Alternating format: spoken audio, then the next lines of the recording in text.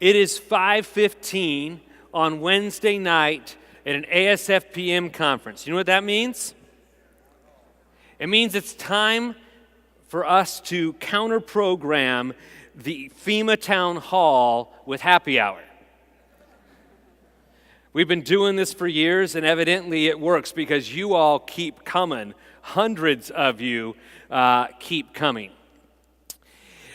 This really is my favorite session, and it's my favorite session because it's a point by which we take some of the focus groups that we've been doing throughout the week, and in this town hall format, hear from you all, and you all begin to give us some instructions about where to go. You help us build the approaches about where our priorities are going to play out over this next year. And if you were in Grand Rapids, you'll remember one of the new elements of this is it's when I get them to make commitments, right?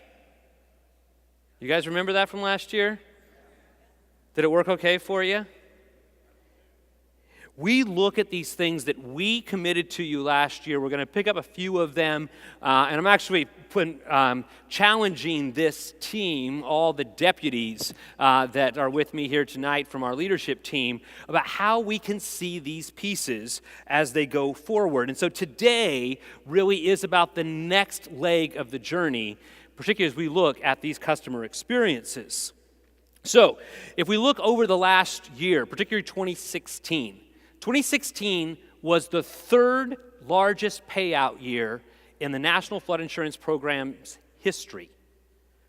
More than $4 billion was put into the hands of 83,000 families across the country. This powerful tool of flood insurance set people on a recovery path to recover more quickly and more fully. And we see that juxtaposition because take the largest of the events, the Riverine event in August of last year in Louisiana. The average amount of assistance, which was actually on the higher side of our averages, that played out in Louisiana, $9,000 worth of IA on average for those who were eligible. Yet, the flood insurance claim payments were on average $86,000. There is a tremendous difference. But as we look there and the other states impacted by Matthew, and really we played out claims in all 50 states, we have an understanding that there's only about a third of the residential properties inside the high hazard area that have an NFIP policy. And we also extend well beyond. We see these pieces that play out where 20% of our payouts go outside of the special flood hazard area. That would align close to the number of policies we have outside that area. So simply what's inside or outside that line isn't the key differentiator. And we know that because of the floodplain management work that goes on, we are building higher and stronger. We see a $1.8 billion a year kind of payback on that. We see the returns on investment of 5.1 in terms of that mitigation investment, that 5-to-1 return. You all know the importance of this. You all know the impact of it. So what we have been challenged to do is how do we look at the next leg? How do we look at the next piece that we need to strive towards? And so today is a special day. Today, May 3rd, is the 100th anniversary of the birth of John F. Kennedy. In May of 1961, he went to the joint meeting of Congress and talked about 4 big objectives. Some of the lesser-known ones included the ability that we now have today related to GPS. He had another one related to the weather satellites that we have today. But the one that is best known is the one where he said, we're going to send a man to the moon and return him safely by the end of the decade. And 8 years later, we did exactly that. So as we've worked inside our leadership team and collaborating with our partners such as yourselves, we said we need to set 2 moonshots, 2 of these trajectories about where we can go. You've heard these alluded to throughout the week, but let me put this up here. First of all, we want to see a 4-time multiplier on the investment in mitigation in this nation by 2023. a 4-time multiplier. And that's not only looking at federal dollars, that's looking at private investments that see us have more resilience in our communities. And the second one is that we want to see coverage doubled for flood in this nation by 2023.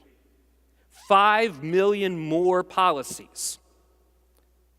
That's going to require us to do some work inside the National Flood Insurance Program to improve our products and change how we represent those going forward. It also requires us to engage the private markets and how they can advance this. Because at the end of the day, I don't much care where they got the cover from, but I know that when they have the cover, they recover more quickly and more fully. So if you're going to take on something this big, you got to find ways in terms of organizing mechanisms. And so I've put it into 3 simple terms: explore, build, and finish. There's nothing fancy about these words. There's no secret meaning in these. They're very plain. It's what that means. Explore, build, and finish. We have a lot of old thinking in this program. 49 good years, but sometimes we get convinced of our own thinking. And so we need to do far more exploration about what's possible in this program, challenging some of our assumptions and new ways to get to the end of that moonshot. Shifts of this size don't happen simply. We have to build things and test them and push them forward and iterate them. And if you're impatient like I am, there's nothing quite as sweet as a finish line. I love me a finish line. I like us to find them regularly. Nick this morning talked about 70 marathons. They weren't all in the same year, but I'd be happy if we got a marathon done every single week. How do we hit finish lines? Because talking a big talk is interesting, but delivering and changing things for communities and policyholders, that's the piece that matters. So, that's the framing I'm taking into tonight. Are you ready to go to work?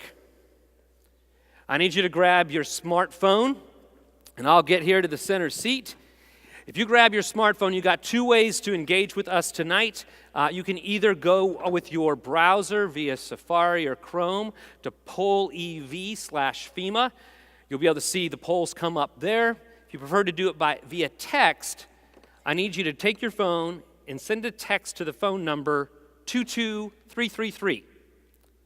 And on the text line, you need to put FEMA in all caps and hit send.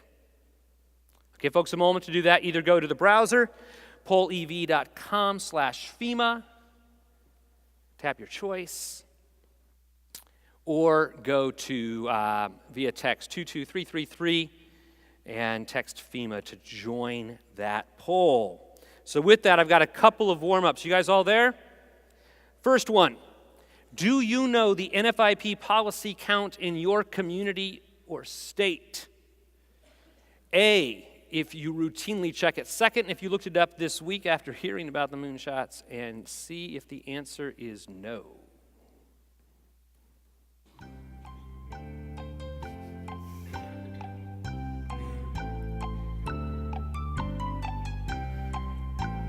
We get to watch how the horse race plays out. About 25% of you, who I'm very proud of. And then there's the 80%. There's hope for you. One more piece we're going to test, because we'll do word clouds as well. I want to know what words you use to communicate flood risk. What is that trigger word that you think most effectively communicates risk?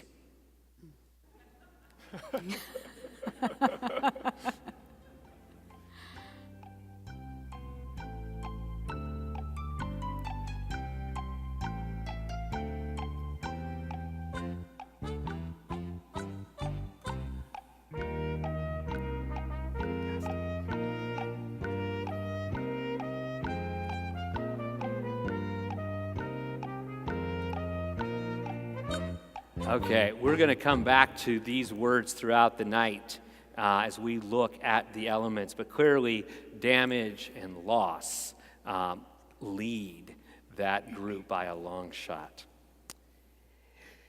This is going to play out as a conversation throughout the night. There's going to be polls where you're giving us insight either with questions or with words.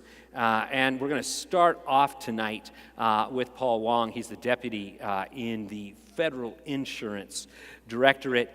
So much of this conversation is about risk. It's about these kind of elements that get into the social understanding that people have of risk. Tell us what we're doing down this insurance side, because I'm wondering how this helps us advance things towards the moonshot of doubling cover between now and 2023. Yeah, first of all, I'm very impressed that 19% routinely check their policy count. Yeah. I mean, that's like daily, right? No, it's not going to be easy. I took the kids to watch that movie Hidden Figures, so I know a little bit about moonshots. They were trying to get to orbit, but I also know that they failed a couple times. Mm-hmm. So we're going to fail, and we're going to take risks, and we got to do that because it's not going to be easy to double policy counts. We're going to be more integrative across this table, and we already have begun that with Eric and Angie's teams than we've ever been before. And there are things that we can control, things like last year. Like you said, 83,000 claims, $4.1 billion paid out. I think we did a really solid job providing for survivors. In fact, we got a lot of thank yous. Mm-hmm. And when that happens, that's going to help our policy counts, because neighbors are going to tell neighbors, this was a valuable product. I'm glad I had it, and you should buy it as well. So we need to do a better job in customer experience, continue building on that work, improve our claims journey, and drive that behavior and that value of this product. There are things that we can't control. We'll need some help either through statute or we have to go through the rulemaking process. Things like developing a new suite of products, basement coverage, single deductible, replacement cost value, things that people are demanding out of our product. We'll need some help with from statute or regulations. We want to see more people covered, whether it's from the NFIP or the private sector. So we want to encourage the private sector to play, but they're going to have to want to play. And there might be some statute or regulations that need to move for them to get more involved. But I want to talk about something I'm really excited about that we do control. And that's, we just signed a contract last year with this new customer communications contract. We call it the C3. And what they're bringing is targeted marketing, social media, and behavioral sciences. It's really how people sell things today. And I think we're trying to get there. And it's something that, I like to tell a story. I go to Starbucks every morning. I'm kind of an addict, and they think my name is Gene Huang because I've had Gene my wife signed up for this gold card in 2011. And every morning, the lady hands me a cup of coffee and says, "Have a great day, Gene," and I don't correct her. So some of us wear rings. You have a Starbucks gold card. That's right. Okay, just so I'm clear. It would be even better if it was like my anniversary date. I actually could sign up for a brand new card tomorrow, and it would have the same exact benefits. Free refills, birthday treats, those type of things. But something about this gold card is valuable to me, that I've had it, that I'm exclusive. I have this gold card.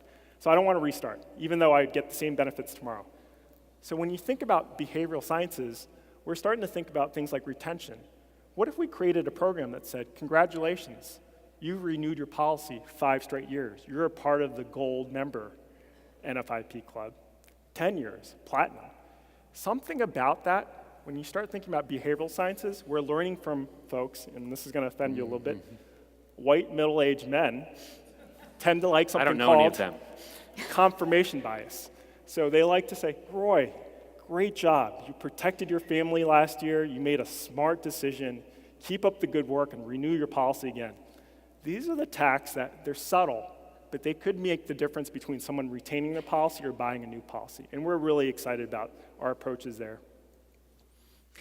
So actually, I'm Rhonda Montgomery, and I'm with the Office of the Flood Insurance Advocate. And as federal insurance and the team develop communication strategies, we wanted to highlight our observations from the Flood Insurance Advocate's Office and talk about what we, when we help a policyholder or a property owner navigate the processes, some of the things that we look at and what we observe. And one of those things is clear communication and materials when a community is undergoing a mapping initiative. We have found that there's some inconsistent messaging region to region about mapping information, and more importantly, the impact of flood insurance because of that mapping initiative. So we want to highlight the value of that and the importance and the need for that as we continue to map communities and identify their risks. So the risk is important, but equally important is the impact that that map is going to have on flood insurance and what that means for the homeowner. I absolutely agree. As we roll out maps, there's something that people care about very much so, and that hits their pocketbooks, and that's insurance. I want to hear what you guys think. So we're going to put up a poll question. How do you think we can get to our moonshot? What approaches toward increasing policies or intentions resonates most with you guys? Targeted social marketing, general advertising, more private sector play, or a big change in our product offerings? 4 options there for you. I do think the music's a nice ad this year.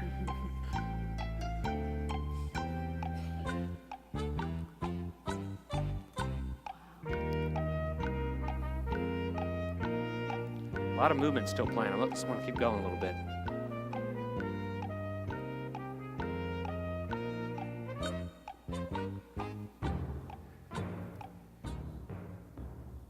Says quite a bit there. Yeah. You know, as we were even at the National Flood Conference earlier this week, and we talked about the changes that people really want out of this product, some of that has a bit of a longer kind of tail on it. Are there pieces that we can begin making progress on now, particularly as I look at that top line related to how do we customize and target marketing to customers? Yeah, we're actually doing a pilot pretty shortly here with the state of North Carolina on that first one.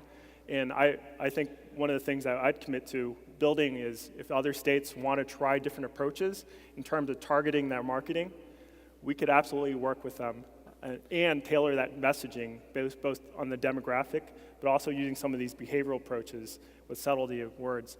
And also that last one with product offerings, that's something that we've actually developed a new product suite, and we are working with the Hill, but we're also thinking about pushing through regulations a new set of coverages.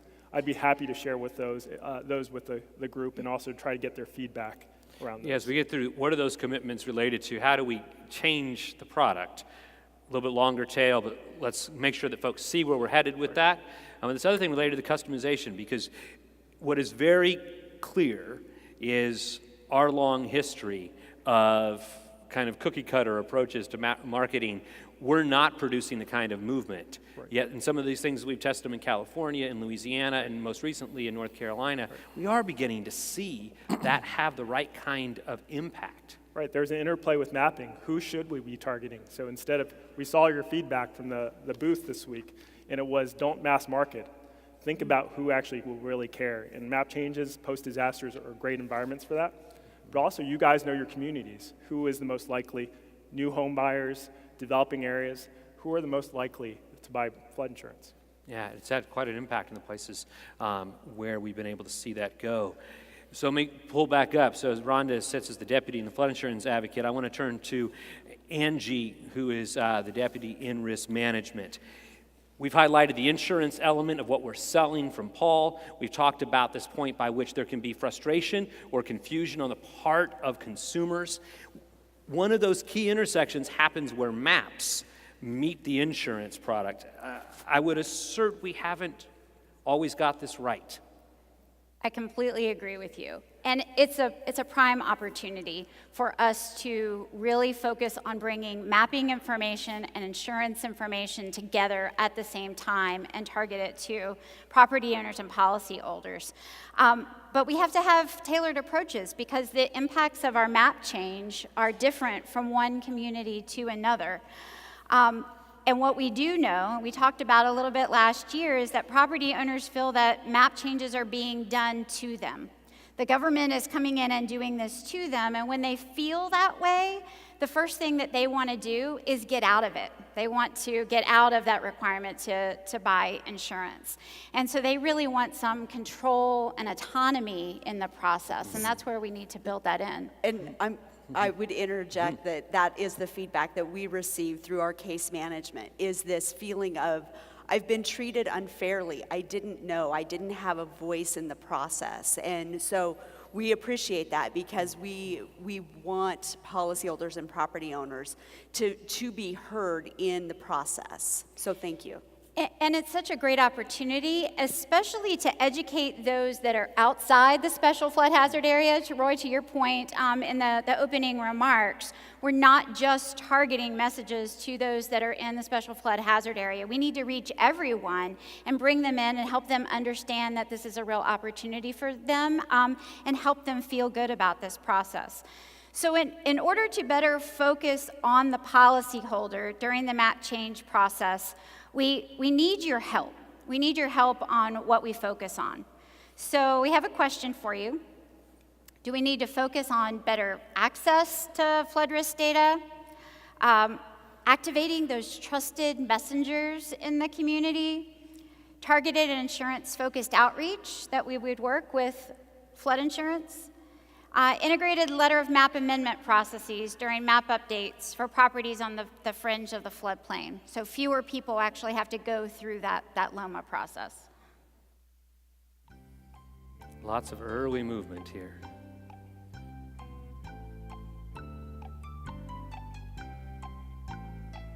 So Roy, while we're waiting, I have to tell you about one of the trusted messengers in my community. I have a neighbor. Let's just call him Tim. Tim owns a local construction company in our neighborhood. Just about all of our houses are about 40 years old or so. Everyone's renovation of their bathroom or their kitchen has been done by Tim. And we look to him. What's he doing? What's he saying that we need to do? And I think that these results here are really saying that those trusted messengers, whether home associations or neighbors, they really matter in helping us get the message out. Yeah. And I think that hits along with the point, because we've talked about who do you trust, and Rhonda hit at that out of the gate, but also this point about, so what does it mean to actually have an intuitive way to understand the risk data? Yes. So we know that we need to start with more compelling information. We learned from you last year when we were in Grand Rapids about the timing, when in the map change process was important for us to communicate about map change. We learned about who were the trusted messengers for communicating this message. And what we committed to you is that we were going to do pilots in 7 communities. So we went out and we did those pilots. In fact, one of those pilots was in Kansas City, right here. And we did a number of things. We developed some new messaging. We sent postcards and letters. We worked and put together a website that had changes since the last firm, had insurance information right there on the website. And we're still looking at the results. Kansas City actually had a flood right before we sent the messaging out. And they went effective in the end of January, and we are still evaluating those results and are actually going to do some focus groups next month to better understand them. But one of the things that we did look at and did understand is although we had a number of people coming out of the special flood hazard area, we didn't have much change in policies over that time. And in fact, the retention was 10 times better than the state average over that time. And so you're looking at ways by which SFHAs are shrinking. Yes. 1,000 or so of these properties, if I remember the ones here in Kansas City, fewer had the mandatory purchase. But we were looking at ways to understand that simply being inside the line isn't when driving it exclusively. How do we retain you even when you're walking to the other side of that line? Yes, and are the communications that we're doing actually resulting in retention and in more policies? So the problem is where we are right now is that we don't really know what actually drove the decision making. So we don't know, was it because of the flooding disaster? Was it because of our messaging and our website? And so we need to do more around this to be able to understand it. But what we do know is that we need to bring together mapping and insurance and information in a more integrated way. So that's something that we need to start with right now. So if I can pause you for a moment, because we hit this point, you're talking about customization. Right. You're talking about customization. Okay, that's a nice theme, but what does that actually mean for a policyholder? What does that mean for a homeowner in a community?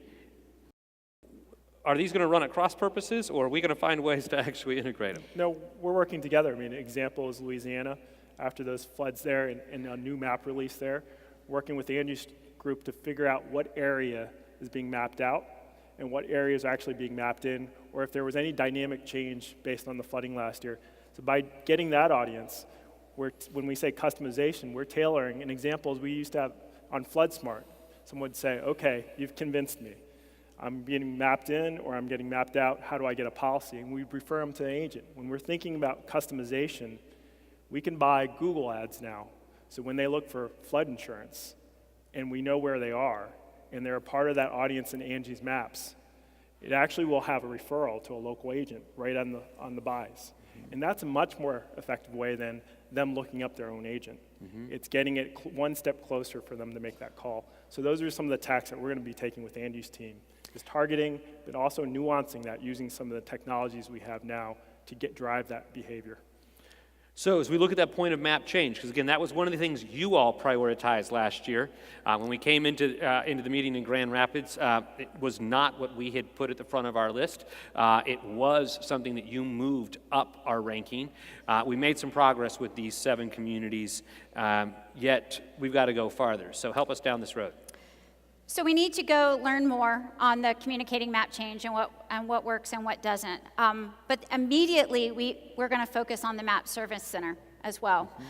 It needs to become more intuitive and useful. We need to have all of the relevant information and data there, and we need to bring the insurance piece in there as well, so that policyholders have one place to go.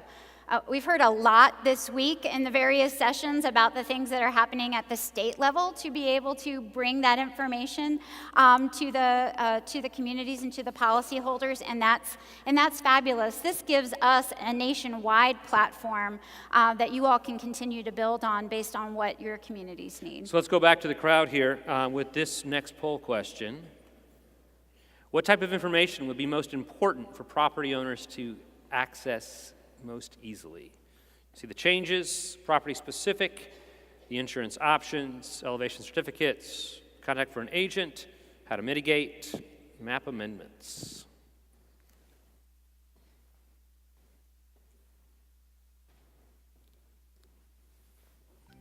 Watch those numbers.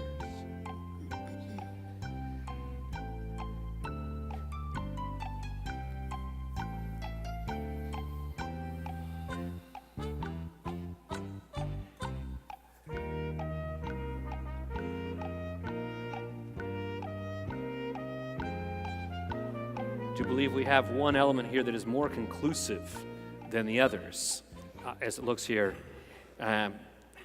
So property specific is coming to the front. We talk about tailoring. There's a technology side of that. There's a social norms side of that is playing out. I'll let you guys inside on something. As we approached tonight, I went back to this team and I said, as we looked at these things last year, I was willing to take commitments that were to talk to 7 communities or talk to 12 communities. That's not good enough.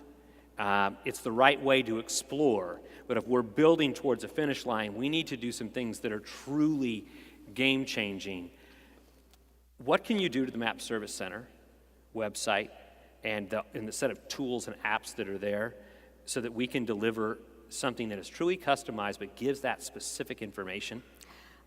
We can do that, and this is happening in some of the regional offices right now, and so I think we can continue to build off of this. What's interesting is this is the same information we found from the results of our pilots. They said that any information we provided on a website needs to be detailed enough that it can give property-specific information. Property-specific information. So that's great. What can insurance bring to bear on this? Because it's one thing that says, here's your risk, but the other kind of underpinning pieces of this, I presume they want to know not just how deep the water is going to be, how do we push this farther? How do we push this all the way down so they can understand the price of insurance and the options that sit in that side as well? I was at the flood conference yesterday, and New York City said they have a tool tied to their maps that actually shows the insurance rate range in terms of rates. And it's something that we have a connection with their vendor that we can actually explore to work with the Map Service Center in adding. And I think, to Rhonda's point, that's what people want to see. Not just, am I more risky or less risky, but what's the price? So we've been reticent to do some of this in the past because the concern is someone goes online, they get a price, and then when they get the real price, there's a difference between that. Do we have enough confidence that we're going to be able to move past some of those hurdles? I think in the past, we let the perfect be the enemy of the good. I think if we can get the 90% solution for most customers, that's what we need. So I think we're going to explore that, and it's something, I'm confident we can make some progress on. So I think what's so important to me is this: is I got questioned a bit about this when I was testifying on the Hill, and related to how do we communicate risk. And one of the most effective risk communication tools is a pricing signal. Right. And yes, it may enable them to actually purchase this, which I would like, but they also, if they want to understand the intensity of that risk, that price matters. In some cases, they may find out buying down that risk is only $300 or $400. Right. Some cases, they may find out that it's $2,200 or $2,300. Both of those are important conversations to bring to bear. Right. Absolutely. Yeah. So we'll work the Map Service Center side, but I want to make sure, and we are doing this a bit in real time in front of you, I want to make sure that from an IT perspective, we don't live in our silos of excellence, because our insurance systems and our mapping systems do seem to live on different sides of the street. So how those pieces come together, I think, is really, really important. Yes. Let me take this one step further. We're talking about data. This is at a consumer level. I want to turn to Paul, because there have been some shifts in terms of expectations, both in terms of how we deal with emergency response, and I think about our friends that are working pieces here in Missouri and Arkansas, even right now, as well as how the private markets would do this, other federal agencies. I think we've been for too long in a place saying that we can't release all of these data. What are we doing to push farther down that road? Yeah. Before we jump into that, I have a question for you. Yeah. Who was your best hire last year? Really? Did he just do that? So naming names is risky. I love all my children. Which one do you want to highlight? Well, definitely not me. I'd actually think it would be Dr. Elizabeth Ash was a great hire for the Flood Insurance and Mitigation Administration. Let's pause for a moment. So those of you who have not got to meet Liz Ash, MIT, PhD. Wrote her thesis on the NFIP. She wrote her dissertation about the National Flood Insurance Program. And she decided to come join us. That was before joining us. Right. And the great, why I say that is we've always had data. We have 40 years of claims data. We have 40 years of policy data. We have great mapping data. We have hazard mitigation data. We're now getting data from the insurance advocate's office. But we never had the analysts in place to actually analyze it and make it into the intelligence. And this intel is helping a lot of places. It's helping floodplain management. It's helping response and recovery. An example of that was, I was voluntold when I took this job last year that I would be the deputy at the National Response Coordination Center. Congratulations. So I thought, well, I'll go to the exercises, I'm training. And then I'm on call during Hurricane Matthew. So I show up at the desk, and I'm like a deer in headlights. This is my first experience, and people are saying, this could be as bad as Katrina. If Matthew takes a left hook, this could be devastating. So for those that have not been to the National Response Coordination Center, it kind of feels like this, and he was sitting at about that seat in front of the vast room. And Craig Fugate's walking up and down, and their media folks. and I have no idea what I'm doing. I've exercised, I've trained, I'm sitting with the person in charge who is very experienced, but then you kind of go, I need to do my job, I'm going to jump right in. And what you're finding is we're dealing with where's the flood hazard? How many resources do we have to deploy? How much money do you think this is going to look like? And what I find is there's no discussion about mitigation in any of these discussions. So, disaster declarations. If you think about it, we actually have this information now.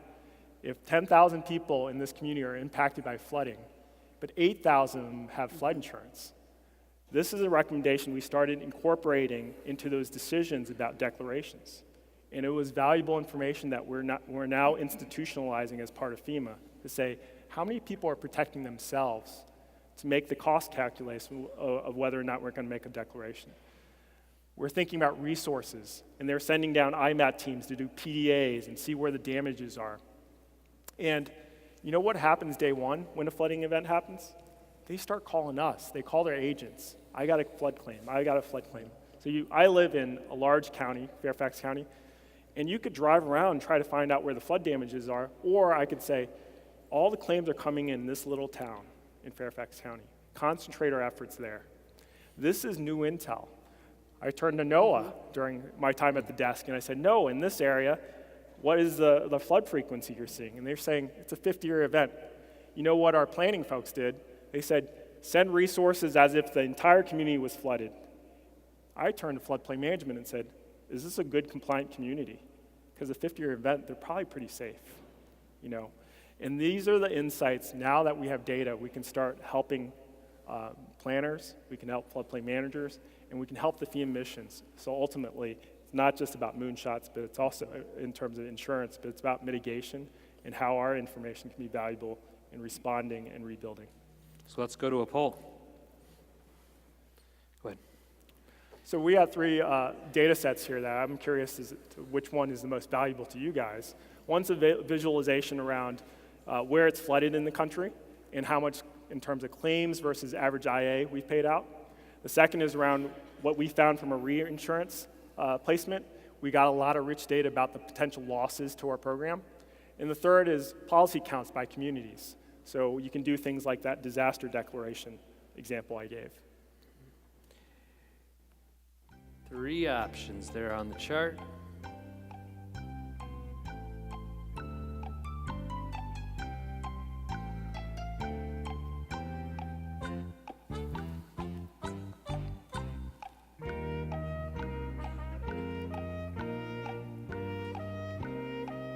Things look to be stabilizing there.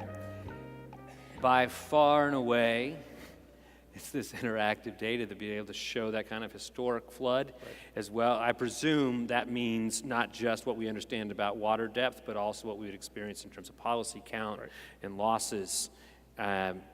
Is that in the treasure trove? Yeah, we're working with preparedness. They actually have released this visualization, and I'm happy to share it with the. Yeah, this is a piece that we've got to find more ways to get these data out. We really are opening up this treasure trove in a way that can put this out in front of folks in real time. And we saw it make a difference in where resources were deployed this past year, and there's a far greater dependence on the role that insurance and mitigation plays during response. You guys will really like this map. I mean, you can look into a county and it would say, here were the flooding events. So we often hear, it's never flooded here before, but it has a history of flooding events, and it will say, nope, in 1980 it flooded here, and here was the average payout by that community. So I think that's a very, very valuable tool to help convince folks that there's risk. So data is a means. It informs our choices, but it has to meet real people. So we did prep work coming into this week for this town hall. The work and input that you all gave us at the booth has shaped many of the conversations we're having up here, including where I want to turn with this, because I love data, and it can inform the macro decision makings and the operational picture. But one of the things we kept hearing from those that were giving us insight and having this conversation, more than 100 folks that came to us and filled out some of these data for us this week, it's got to hit people.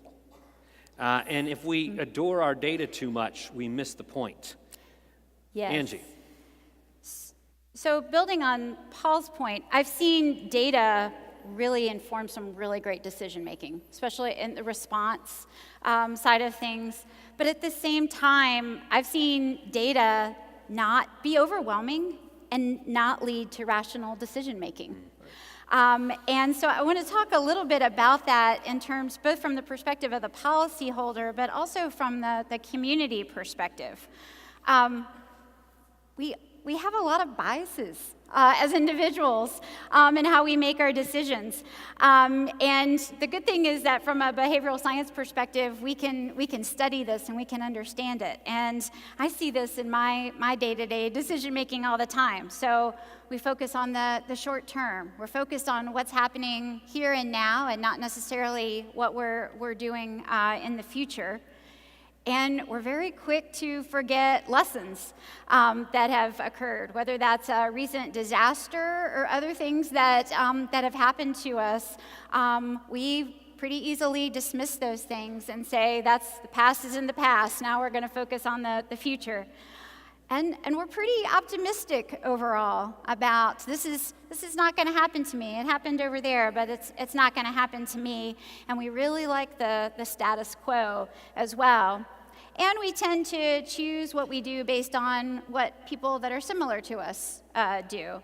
So what I take away from that is that as we use data, that piece is important, but we have to think about these biases and really design how we're outreaching to policyholders with those biases in mind and really use those to develop our strategies. Then I take this a little bit to the community perspective specifically. And again, we have lots of really good data at the community level. But what we have to do is better meet the needs of the communities as we are developing that risk data and be able to really know what's important to you and your community so we can link those conversations. One thing we learned in the poll this week or through one of the community experience sessions earlier today was that you want us to know about what your priorities are in your communities, the priorities of your local officials. And if we know that coming in and what your mitigation priorities are, then we can be able to better tailor our conversation and our services to you as we're engaging with you. This is one of the really striking pieces, because they walked in about 2 hours ago with some of the feedback from the focus group that was going on today.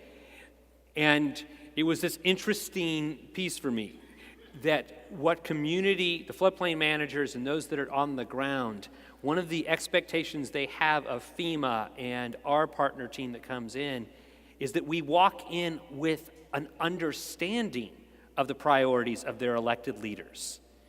And so I started even going through my own head, are we looking up people's Twitter feeds? Where are we getting this from? But if I'm sitting in your shoes, I get this. It goes, there's a narrative that's being driven in that community. And if we're coming in, we need to come in with that understanding, not with our cookie cutter of, I've got a discovery process, hear me roar. I've got a resilience meeting and a way to get you through your town hall or your walkabout experience to get to your CCO experience. They want something that meets more the character of their community. Yes. That was actually Paul Osmond's comment in his plenary yesterday as well. Yeah. That was a point that he illustrated. So going back again to last year, we learned a lot from you last year when we talked about communities and your community customer experience. In fact, we learned that community satisfaction, especially floodplain managers, was actually lower than policyholders' customer satisfaction. We also learned that your journey through updating flood risk was a painful one generally. So you found it too long, cumbersome. It was disjointed engagement over a period of a number of years. And we really needed to better meet your capabilities and needs and not have a one-size-fits-all as we're engaging with the communities and updating that flood risk. So we are going to, this year, redesign that process. And so one of the things that I want to ask you is what's most important when you have your flood risk data and products. What's the most important use of those products in the communities? How do you use those? Is it really focused on the minimum regulatory requirements and access to flood insurance? Is it to guide land use and development investments, or proactively manage your community's risk through mitigation? Which one is most important? 3 options for you. This one's going to be a little tighter, maybe.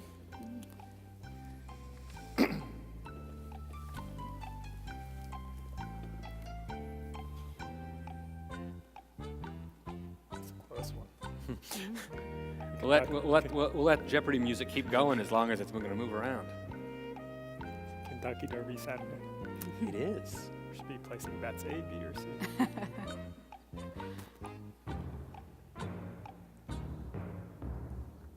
I don't know what you expected. I was expecting it to be fairly evenly divided, but it's interesting that land use and investments is really quite a bit ahead. Which would mean that if this is about the future in their communities, some of how we're approaching that flood risk journey today, the way that we bring communities through the old school mapping process, needs to shift, because I don't think, I think that we lean more towards A in our process today than we do B and C. I think that you're right. So what we want to do is, if you can kind of imagine a process where some of you with the higher capabilities may be able to get through the process faster with less touch from us, because you can do it better and you can do it faster than we can. Whereas another community that's a smaller, more resource-strapped community needs more engagement, more touch from us. And you have different needs for the products, the flood risk products that we deliver. And so we are imagining a process that can be tailored to those different needs. And so we're no longer having this cookie cutter approach. Thanks. You'll watch me. I'm keeping track of the commitments you're making. We're going to recap these things as we get done. But I want to make sure that we follow through on this, because I do think that this is a shift. And it opens up the aperture, I think, a bit more than how we've approached risk map over the last 4 or 5 years. So one of the other elements that you all brought to our attention through the dialogues this week, we've hit some things related to the consumer, we've hit some things related to the community. I want to go to Eric Letvin. He's the Deputy in the Mitigation Directorate. We have not yet talked about states, and I think they play a critical role in terms of what they enable. We've had a long relationship with them. Walk us through some things we can do in this space, and maybe you can even solve a riddle for me about what CAP-SASE actually stands for, except a 7-digit Well, I will solve code. for that riddle. So those of you who are not familiar with CAP-SASE, it's the Community Assistance Program State Support Services Element. We almost Let me never make say sure. that. State Support Services Element. That's correct. So for those of you who are not familiar with that program, about probably half of you in the room are very familiar with the program. It provides funding to states to provide technical assistance to communities. So we fund activities through CAP-SASE, things like community compliance visits, mapping coordination, ordinance assistance, outreach, and trainings. So I'm a meat and potatoes kind of mitigator. I believe in the fundamentals. So to reach those moonshots, I believe we have to get the fundamentals right. So at the end of the day, it's the outcomes on the ground that a lot of you support here in the room that really matter. And I'm often asking myself these questions. What activities work best? What gives us our biggest bang for the buck? How do we know what works? What are we measuring, and how are we holding ourselves accountable? How can we, FEMA, incentivize, support, and fairly enforce those activities that you all are doing? So we have to get better and more deliberate about what we actually do. We need to have the right people in the right places at the right times, doing the right things that ultimately lead to helping communities experience fewer losses. So over the last year, we have a team at FEMA that's been working on evaluating our entire floodplain management program, including the CAP SASE grant program. So we're looking at more than a decade of budget data. We're looking at activity data and analyzing those impacts we've had on community outcomes. How successful have we been, or can we hope to be, on moving that needle?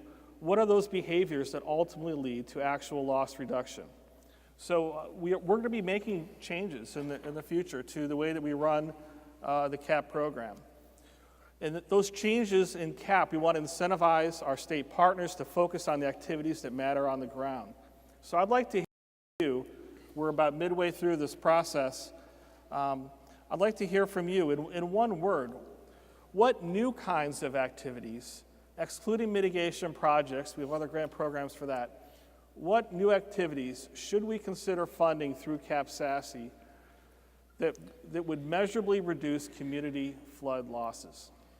It's been more than a decade, maybe two, since we've actually done anything that has shifted things in the CAP program. And so I think this is really important to understand. The menu's been pretty stagnant for a while. What are some of the things that we should be enabling through this? And so this is just the word cloud. Help us understand what we should be adding to this space.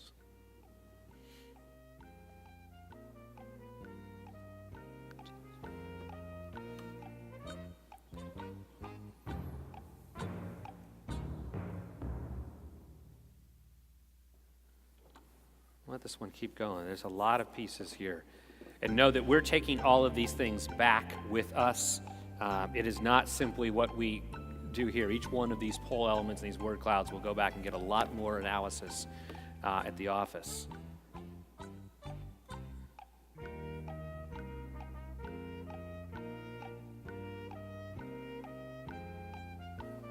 Okay. There's some pieces here that we've got to make some changes on. And there's some ideas here that are outside of the norm of what we've done. What can we do in this space, Eric? Well, this is, again, we're going to have to take a look at this. Really interesting. Obviously, there's a few words that are coming to the forefront. So as we make these decisions on how we change the CAP program, we're going to consider this data to help us inform those recommendations moving forward as we change the CAP in FY18. So I'd like to make a plug for this. So a couple of things. First of all, from the Office of the Advocate's perspective, but also from my perspective as a state and local, the education and the outreach is so vitally important. My experience is, and I think that folks in the room can agree with this, when a policyholder or a homeowner wants to ground truth something, they go to those in their community. So they go to the local floodplain administrator. So the poll that was taken earlier today, do you promote the purchase of flood insurance in your community? And local government officials answered all the time. So that is where the policyholder and the property owner go to ground truth that information. So if you're out there promoting flood insurance all the time, there's more questions that come along, right? Okay, so you're telling me to go buy flood insurance. How much is it going to cost me? What's it going to cover? Do you really think I need flood insurance? Where can I get more information? What agent should I talk to? I talk to my agent, I talk to my homeowners, and they don't know how to help me. So we have to do a better job, I think, of providing information to the local officials so that you can answer the questions.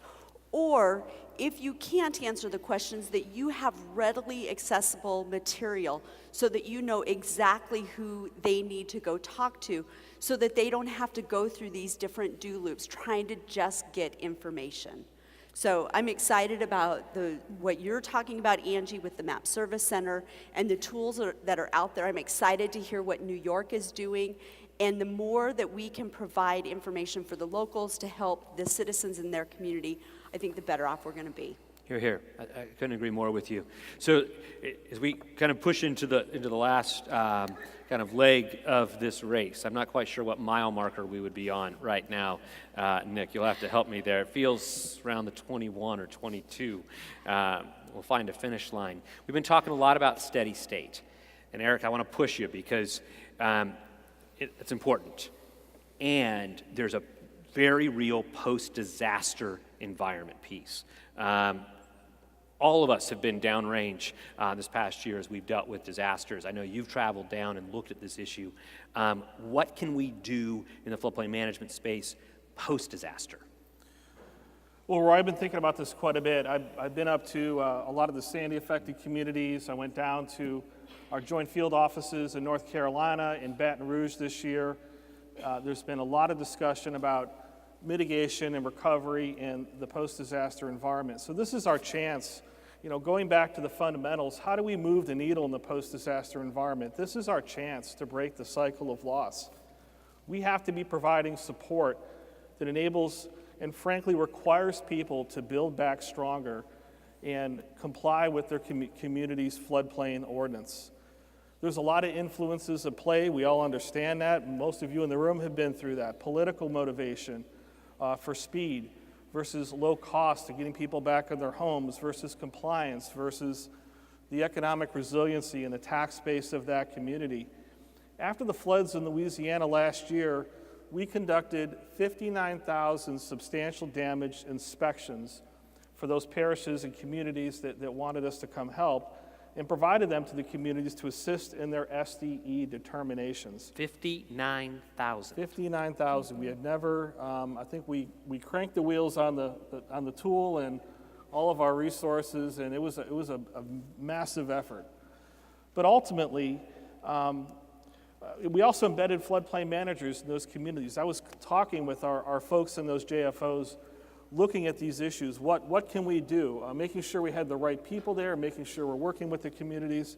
But what is the best use of our dollars, our resources in the post-disaster environment? How can we best partner with all of you, the state and local floodplain managers, to support compliance of local ordinances in the post-disaster environment? So I'm very big on treating all communities fairly, but I do believe that we should be getting tougher on communities who do not enforce their ordinance, and we should be flagging them for noncompliance in a more timely manner.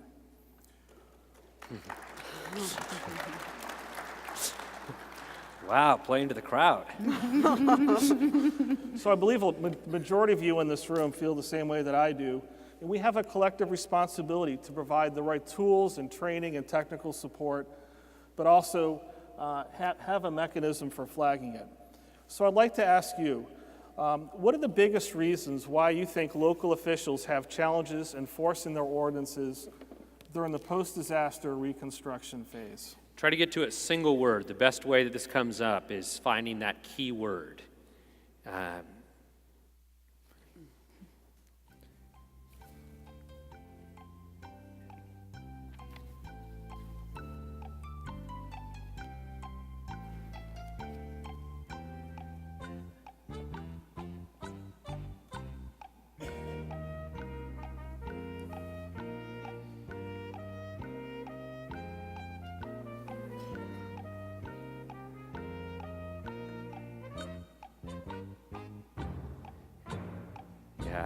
I sat in more than one member of Congress's office talking about substantial damage this past year.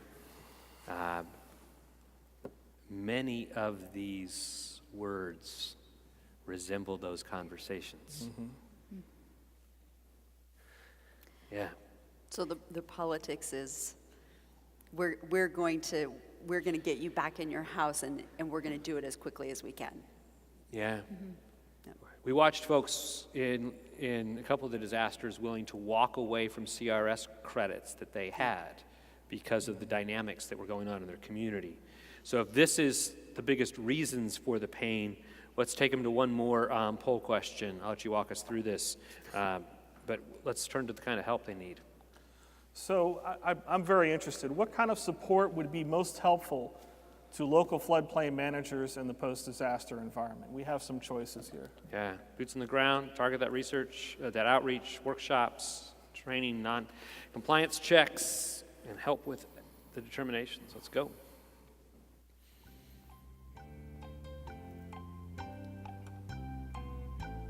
I think Putin was a response in the last question. I'm still processing that. That's probably the person who last year was putting up the 4-letter words, and we put the filters in so those can't appear this year. So they're finding some other way to get up on the board. It's a cyber breach. Okay. As we keep watching these numbers, and again, they're playing, so we'll let them keep going, but Roy, tied to this, you made a big announcement this week that got some applause. yeah. You want to share that? Yeah, so the one of the pieces that we are going to do going into this next year, and I understand this because this increased cost of compliance has a relationship to these elements. And while I know there's a lot of push on the Hill related to ICC and making some adjustments, through reauthorization, I've asked our team always to look at what we can do internally.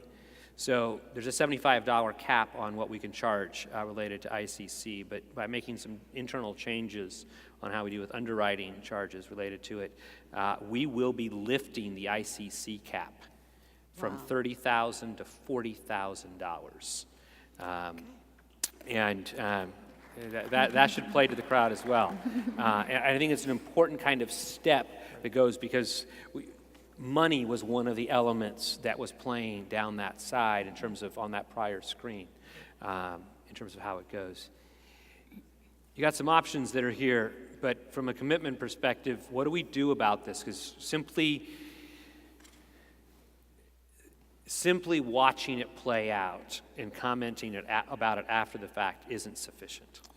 No, I mean, I'm encouraged by some of these answers, and I certainly welcome anyone who wants to talk to me afterwards. We're doing a lot of these things now. Maybe we need to redouble our efforts or do things in a different way. But what I want to do is create a strategy. We're going to form a work group at FEMA, and I want to come back here in 1 year's time and share the solutions that we have to try to better help local floodplain managers in the post-disaster environment. Yeah, we've got to play that, and I want to redouble on one of your points. I want to make sure we've got folks from this room, particularly from the states that have engaged in this over the last couple of years. There was a big play on this in South Carolina back in 2015, where we did 10, 12,000 of these. We saw this play out in spades down in Louisiana, as well as the other affected states across Matthew this year. We got to figure this out because politics is not going to go away, which I think means that we've got to be clearer and simpler about how we're trying to get this done while appreciating it's a complex and there's some art in this. It's not always a straightforward science. But I do think that this room wants and expects us to lean forward in this space. So we will do so. So as we go into the final round on this, I want to come back. We've talked about this 4 times multiplier from a perspective. We want to see the investments in mitigation go up. And so one of the questions we asked at the booth this week is how often is your state or community relying on non-FEMA assistance to mitigate your natural hazards? We got responses from both the state as well as the local government. One of the things that Angie Gladwell has been leading for us is a conversation across the federal agencies, but also involving state and locals, because we've got to see a shift happen in this. There will never be enough federal dollars. There will never be enough federal dollars to address the risk of the current built environment. We've got to find ways to leverage more, particularly down the private side. Tell us a little about what you're doing, and I want to make sure we get the folks in this room helping us pull this string related to this element of where they've been able to get the engagement beyond FEMA dollars. Absolutely. So in order to get more private investors to the table, the return on investment, the business case for mitigation is an important piece of that. I'm sure many of you have heard the often quoted study from 2005 that says for every dollar invested in mitigation that we have $4 in return. And we are working with the National Institute of Building Sciences right now and the Multi-Hazard Mitigation Council to update that study. And that is going to be complete by September of this year in the fall timeframe. And one of the things that we're doing is intentionally broadening the scope of this study so that we can address the role of the private sector. And initially really thinking that we're going to even have a stronger case for mitigation, thinking about private sector innovation and the investments that they can make. But then as we bring more mitigation partners to the table, we really then have a more complex web of mitigation resources that we need to sort through across the federal family, state, local, tribal investments, as well as the private sector. So one of the things that we're doing at the national level is developing a national investment strategy. This is something Government Accountability Office asked us to do. And it's a multi-year effort. We intentionally changed it from a federal mitigation investment strategy to a national mitigation investment strategy because we know that we need to reach the broadest set of people and partners possible to help us understand how do we best use these investments together to be able to reduce loss. So one of the things that we're getting ready to do is we're getting ready to put an interim investment strategy out there. And we're doing that over the summer. We're starting engagement now. We have a website that you can provide input to. And as we have this interim strategy, it's giving us just a document and a tool for people to react and give us some input on what really needs to go into the final investment strategy that we're going to complete next fall. So what I want to do is be able to specifically engage with ASFPM over the course, starting now and over the course of the next year, so that we make sure that your input is helping us with this strategy. No, absolutely, it's on the ground. So let's get some input from the group that is here. What do you think would drive that kind of private engagement? What would incentivize? I'm looking for single words again. This is the private side of the equation. How do we deal? Because there's a disparity between the need and the available resources. Mm-hmm. There's a return on investment that has to play here.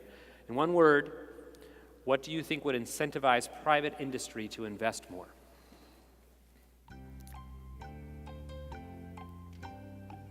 We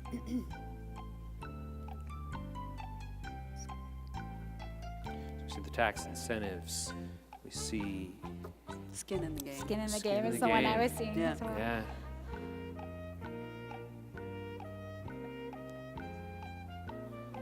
Well, there's clearly, I think they all belong together, that profit, money, and ROI element that comes together, which requires incentives then to push that farther down the road.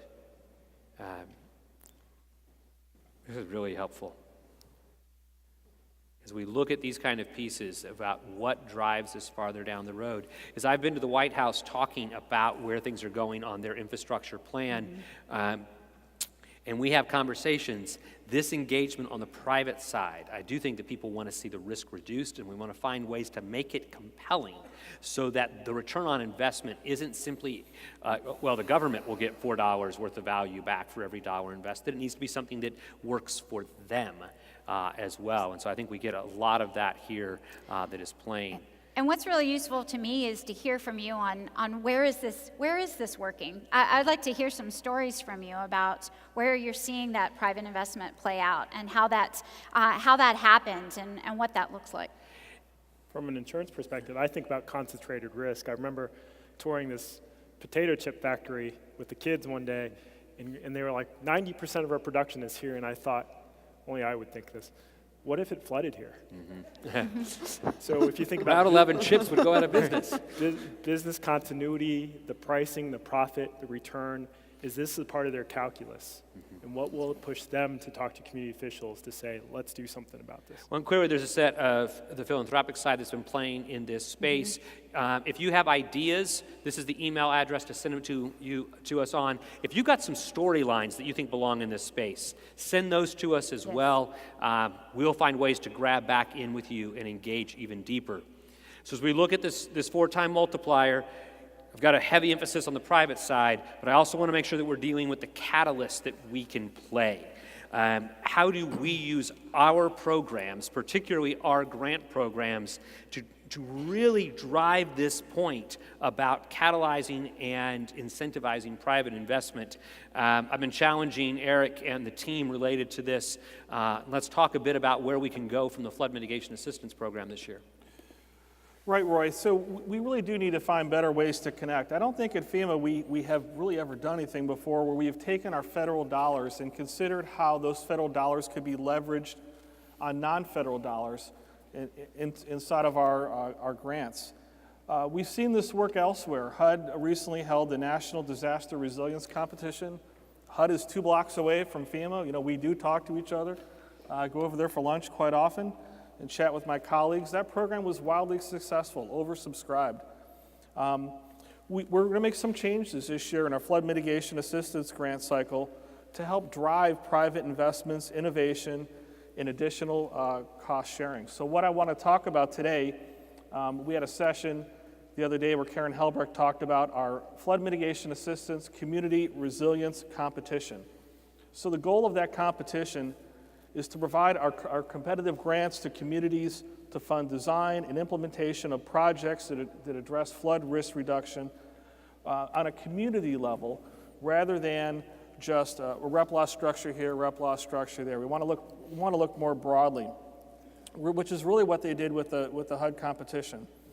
So the community resilience competition is going to prioritize proven techniques to integrate cost-effective natural floodplain management different solutions.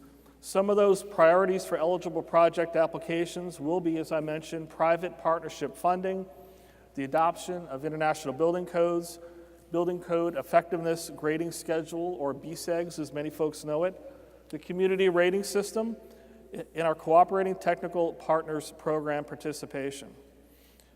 So I'm interested in making sure we're all successful in pulling this off, as it obviously represents a bit of a departure. It's a little bit of a risk. We've never done this before. We know it can work. So we have a poll question. How much help might you need to pull together a competitive application that would be fundable under those factors? We'll hit go.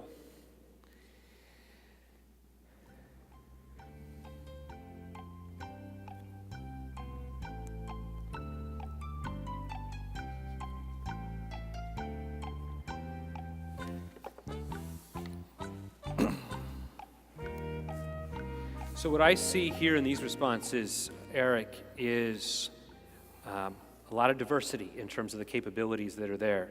I see 15% down there who think they're ready to go win. And I see close to 70% who are saying they're going to need some help or a lot of help in order to be able to be competitive in that space. Competitions are an interesting thing because we got to walk this line related to providing technical assistance and the like. So how do we do this in a way that makes more people successful and keeps us in bounds? Well, I think what we can do, so I want to set aside $70 million in FY17 for the competition. And similar to what HUD did, having a phase 1, phase 2, I think what we can do to satisfy those answers there, A and B certainly dominate, is set aside $2 million for advanced assistance to communities. So that advanced assistance could be used to scope potential projects and develop those projects for future funding. So applicants could be allowed to submit 1 advanced assistance and 1 community resilience competition project for this pilot that we're going to hold later this year. And we'll set aside the remaining $68 million for project funding for those broad-based community solutions that I talked about, and with a $10 million cap. And we'll let's see how it goes. I like it. This will be different. We've got to find ways to get folks farther down that road. Okay, last mile, folks. Hopefully you've enjoyed the engagement on this. For the folks that are up at this table and back at the office, you just changed people's work plans. You just changed your performance plans. Yep. Congratulations. But this is the point where it matters. We've got strategies, and what you've done is actually take some of the things that we had intentions on, and in some ways, you've helped us build that out. In other ways, I think we've done a little bit of pivoting related to these elements. So I want to go back to the 3 buckets: explore, build, and finish. And I want to check these commitments to make sure I understand where they're at. So under explore, Angie, we talked about the need for tailored approaches at that flood risk journey, particularly looking at that from a future development, land use. I don't quite know what that looks like. I'll keep it in the explore category for now. So I would like to talk about what it looks like as an outcome perspective. I want the homeowners, for us to create a flood risk update journey that homeowners can understand what comes out of it, that land use officials embrace and can use, and that feeds off the information that you provided in the poll, and that's credible at the political level. So that's what we're looking for, something that we have tailored approaches, but in every case, that's what we end up with. Cool. In the explore space, also have some work related to the investment strategy in ways that folks can begin to help us understand that ROI. Yes. Let's go to the build bucket. Eric, substantial damage. What are we going to build there?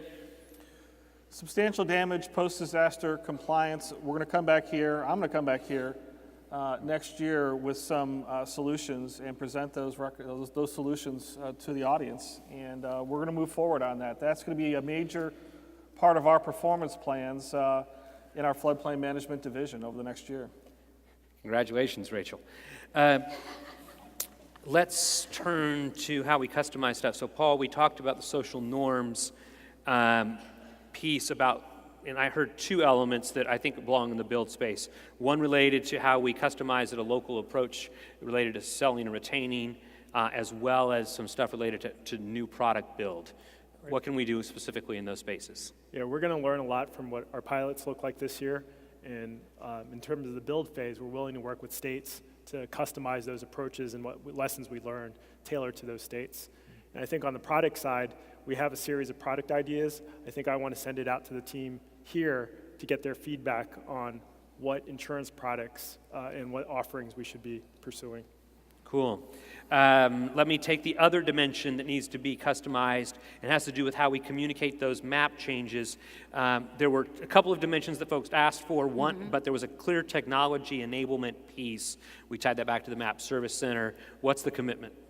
That we are going to redesign the Mapping Service Center so to be more intuitive and useful, and to work with Paul's team to bring in insurance data. So that gets the point that says, not only do I understand, am I in or out, we begin, and again, we'll have different levels of structured data in different places, and so it may not be available for everyone out of the gate, but some kind of way that begins to get price ranges related for insurance premiums and let them understand those pricing signals. And can focus towards property-specific information. Property-specific information. Finally, under build, Eric, we were just talking about the FMA and the competition that is there, the kind of criteria really pushing towards private investment. We'll roll out a way to do phase 1 advance assistance in that space for those folks who need the additional piece. So that will turn into a multi-phase kind of NOFO reality that plays out. Yeah, we're currently working on our NOFO now. We'll work to pull that up in a way that makes sense. And now that we have a budget, we'll roll that out as quickly as possible. Yeah, that'll happen very quickly. All the grants will happen very quickly this year once the president signs the Appropriation Act into law. Finally, in the finish bucket, I've got 2 elements here. We talked, an hour ago, we talked about the data side of this. Just make sure you restate for me so everyone clearly hears what's the commitment we're doing related to those interactive and historic data. Yeah, we'll finalize that visualization tool that shows flood risk, claims, and disaster payouts, and I'll work with the association to make sure that we disseminate that link. And finally, as I go down my list, and you guys tell me if I missed any of these commitments, we were talking about the CAP program and the menu of things that will play out. What does that commitment look like? Well, so FY18, as I mentioned, we have an effort underway right now. I talked about we're looking at a decade worth of data. We're finding out, what have we been funding, what actually works, and we're going to use the results of some of the new activities that you gave to us tonight to help inform that effort. So from a finish line perspective, when that opportunity goes out in 2018, it's different. CAP is going to be different in 2018. That's what I want to hear. Thank you.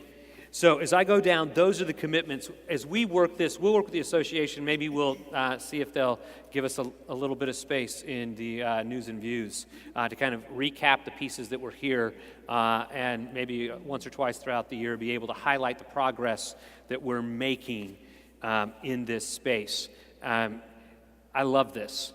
I love how we're able to take some of the pieces that we have aspirations on and engage a group of 500 or so folks in a room and say, okay, let's put some life into this.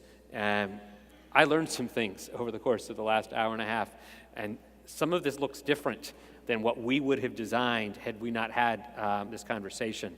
And I think that that's a pivotal piece as we push to this finish line here today, because the NFIP is in a different place today than when we sat with you or stood with you a year ago in Grand Rapids. But I think about next year. So next year when we gather, and I think it's Phoenix. This program is going to be at the 50-year mark. 50 years since Congress put the National Flood Insurance Program in place. And I want to make sure that we're looking at understanding us not just simply looking in the rearview mirror, but looking forward to how do we continue to propel this. And I do think that some of the things that we're building, this will continue to help us push farther back. Some of this things will even, I've heard some things today here that may even change how we engage a couple of the elements on the Hill related to reauthorization just in the weeks to come. So let's put a bow on this. We've taken these elements, these various lanes, based off the conversations you've had with us in the booth, some of the topics that we've heard in the focus groups this week. We have a series of commitments. We're going to come back and we'll report on those again to you next year. I'm proud of where the pieces are at. I look at the kind of confidence that I think that we have been able to build with the performance on the claims side. But clearly, for us to get farther, for us to change the public perception of the National Flood Insurance Program, we also have to change the point by which they come in. What does sale and renewal look like? What does the engagement happen when the map plays out? It requires us to think differently, and we need you all helping us do that. So, most importantly, thank you. Thanks for this engagement, and thank you in advance, because you are the folks who are going to help us be able to achieve those moonshots by 2023. They are not simply aspirations. I really do think they culminate the shared vision that we have in this room that says we've got to see the mitigation investments in this country continue to increase, and where those are in harm's way, we know that they're at risk of flooding. We see that cover increase across the country. With that, folks, thank you. Have a great night.